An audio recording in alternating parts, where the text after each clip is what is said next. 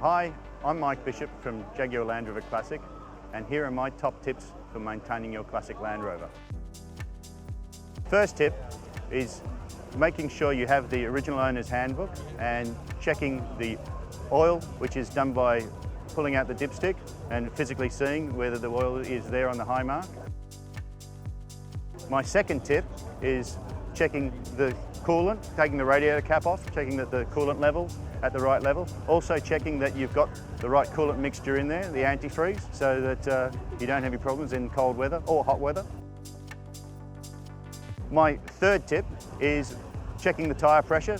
If old cars sit for quite a while, the tyre pressures can lose and you can get flat spots in the tyre, which will give you a very, very bumpy ride. So maintaining that pressure and then maybe just moving the car forward a little bit every now and then.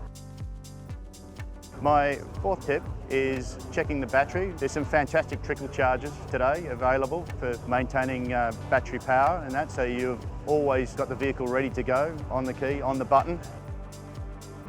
My last tip is a very fun one, is to get the vehicle started up, take it for a short drive, 5 to 10 miles, make sure there's fresh fuel in it, getting the vehicle up to full running temperature, brakes at the right pressure, and having it ready for the next time you want to take it out on a full drive.